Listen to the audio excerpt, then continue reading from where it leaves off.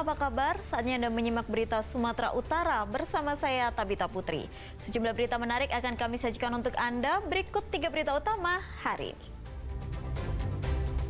Diduga karena korsleting arus listrik, satu unit rumah yang menjadi toko grosir di Desa Gunung Tua Tonga, Kabupaten Mandailing, Natal hangus terbakar. Petugas Badan Narkotika Nasional Sumatera Utara memusnahkan 15.000 batang tanaman ganja di perbukitan Torsihite, Kabupaten Mandailing, Natal. Gara-gara mencuri ikan di perairan Indonesia, aparat Kementerian Kelautan dan Perikanan menangkap 2 kapal ikan asing berbendera Malaysia beserta 7 nelayan.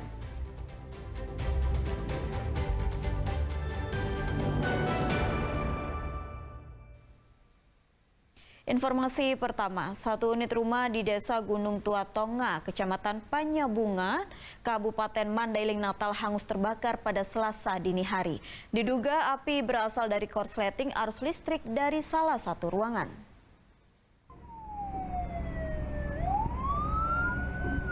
Kebakaran menghanguskan satu unit rumah yang juga menjadi toko grosir bahan pokok di Desa Gunung Tua Tonga, Kecamatan Panyabungan, Kabupaten Mandailing, Natal pada Selasa dini hari. Kobaran api yang muncul tiba-tiba di rumah milik Abdul Aziz ini membuat ratusan warga panik karena saat itu warga sedang tertidur lelap. Ratusan warga turut membantu memadamkan api beserta 4 unit mobil pemadam kebakaran. Terima kasih, ini memang kejadiannya jadi dengan kira-kira tengah 3 lah. Tengah 3 subuh ini Pak ya? Tengah subuh ini. Untuk sementara udah diketahui belum penyebab pasti kebakaran ini Pak? Ini memang belum kita dapat menyampaikan apakah ini penyebabnya lantaran yang punya rumah pun belum kita tanya, disampaikan apa penyebabnya. Belum berani kita untuk menyampaikan yang punya rumah. Jadi untuk saat ini ada berapa korban ini Pak? Ada berapa rumah yang jadi korban yang dalam Memang ini? yang korban pada saat ini memang cuma 1 rumah. Tapi ini memang yang lainnya sudah dapat dikendalikan. Tapi lantaran pemadam damkarnya memang cepat datang, ada memang 4 unit, makanya yang di samping di belakang dapat dikendalikan secepatnya. Gimana Ini Pak? diperkirakan memang mencapai ratusan juta. Ratusan juta Pak? Lantaran dia kan di rumah ini kan dia berdagang. Dagang ini semua memang ini udah terbakar, udah hancur semua ini. Pak, berapa unit mobil pemadam yang dikerahkan ini Pak? Berangkat 3 unit mobil. 3 unit mobil. Selain dibantu 4 unit mobil Bang ya? Sama dibantu masyarakat Bang ya? Oke Bang, ini pemilik rumah atas nama siapa ini Bang? Belum diketahui. Belum diketahui. Tak ada korban jiwa maupun luka dalam musibah ini, namun kerugian akibat kebakaran ditaksir mencapai ratusan juta rupiah. Yan Asmara melaporkan dari Kabupaten Mandailing, Natal. 2 orang pria ditangkap polisi di lokasi persembunyiannya di kawasan Medan Deli, Kota Medan. Keduanya adalah terduga pelaku pembunuhan seorang wanita yang bekerja di sebuah panti pijat di Kecamatan Percut Setuan, Kabupaten Deli Serdang.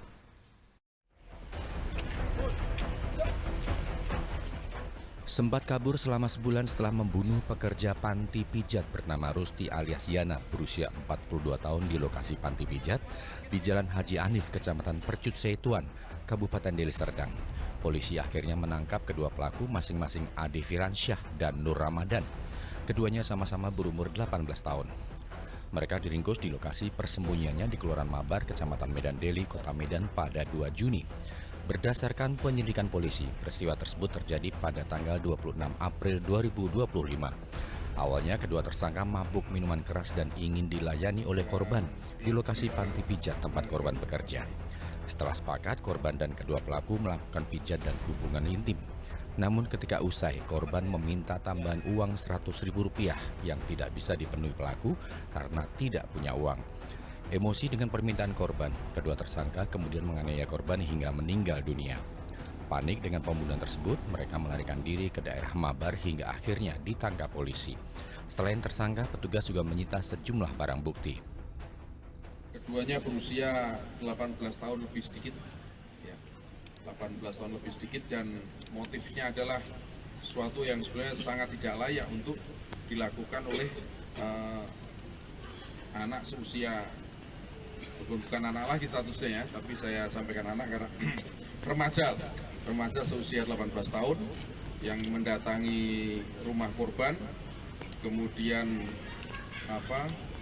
melakukan sesuatu yang kontennya dewasa ini ya.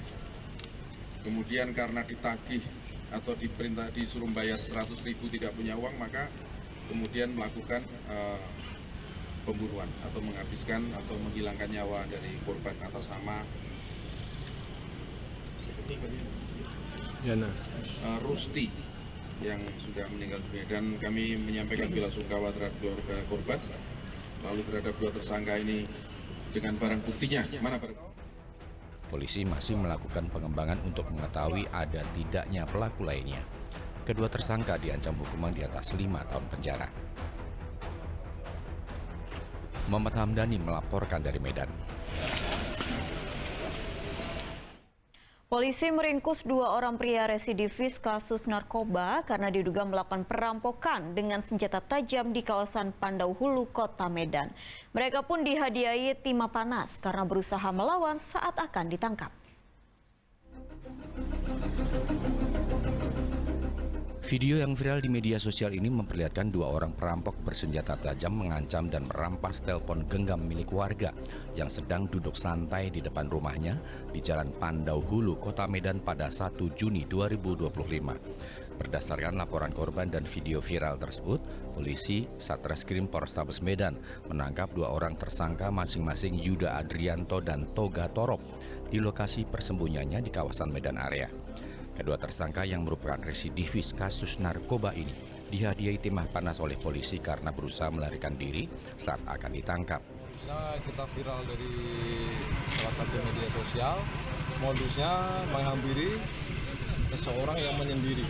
Memang salah satunya target adalah yang mempunyai harta benda, salah satunya kalung ataupun handphone. Modusnya memang untuk mengambil dengan melakukan pengancaman menggunakan senjata. Sudah berulang pelaku? Sudah berulang, dan itu pun residivis terkait tindak pidana lainnya, salah satu narkoba itu. Masih ada pelaku lain?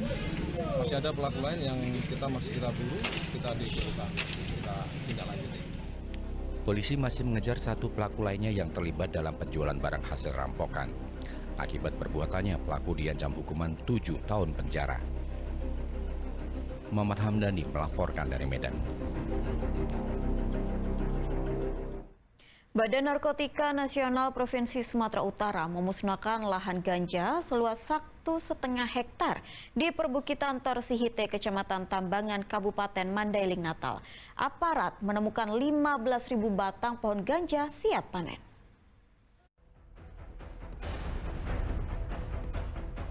Kawasan perbukitan Torsihite di wilayah Kecamatan Tambangan, Kabupaten Mandailing, Natal terus mendapat perhatian Badan Narkotika Nasional karena disinyalir menjadi lokasi penanaman pohon ganja oleh warga. Benar saja, aparat BNN Sumatera Utara bersama TNI, polisi, dan Satpol PP bergerak menuju ke lokasi setelah melintasi perbukitan yang rimbun dan terjal sekitar 4 jam. Di lokasi tersebut, petugas menemukan 1,5 hektar lahan ganja setinggi 70 cm hingga 1 meter yang siap panen. Tidak menemukan pemilik lahan, petugas kemudian mencabuti pohon ganja yang diperkirakan berjumlah 15.000 batang itu. Aparat juga langsung melakukan pemusnahan dengan cara dibakar di lokasi tersebut. Merupakan tindak lanjut dari atensi Kepala Badan Narkotika Nasional Republik Indonesia yang kemarin tempo hari sudah disampaikan bahwa BNN RI beserta stakeholder terkait akan terus memerangi jaringan narkotika di Indonesia. Sumatera Utara, Badan Narkotika Nasional Provinsi Sumatera Utara, BNK Mandailing Natal di sini, dan stakeholder yang terkait menindaklanjuti itu. Di sekitaran sini ketika kami menemukan atau mendapatkan informasi terkait dengan ladang ganja, dilakukan penyelidikan dan betul kita temukan tadi sudah disampaikan oleh KBNK kurang lebih 1,5 hektar tanaman ganja. Kita lakukan pemusnahan di lokasi, di TKP, dan tentunya pasca ini kami menghimbau kepada warga masyarakat sekitar untuk tidak lagi berulang dan berulang terus menanam ganja. Kabupaten Mandailing Natal atau pemerintah Kabupaten Mandailing Natal sebenarnya paralel dengan kegiatan ini kami rencana akan membuka akses jalan dari Huta Tinggi ke daerah Aik Nabara terus ke Apung Talas. Nah, harapan kami dengan adanya nanti pembukaan jalan ini, maka ruang yang tadi digunakan untuk menanam tanaman ganja ini akan terbuka sehingga menyulitkan mereka untuk melakukan tanaman. Yang kedua, memang di daerah itu adalah perhutanan sosial. Tentu kami ke depan pemerintah daerah akan bekerja sama dengan semua komponen masyarakat untuk memberdayakan lahan di situ, menanam tanaman yang tidak lagi seperti ini, atau masyarakatnya mungkin tidak ada kesempatan lagi untuk bertanam ganja, karena kita nanti akan ganti dengan tanaman-tanaman berupa kopi, kemudian coklat, dan tanaman lainnya. Pemerintah akan mengkaji terkait rencana mengalihfungsikan lahan pohon ganja tersebut untuk menanam tanaman lain seperti kopi dan coklat. Di kawasan ini sudah berulang kali dilakukan pemusnahan lahan ganja oleh aparat TNI Polri maupun BNN. Yan Asmara melaporkan dari Kabupaten Mandailing, Natal.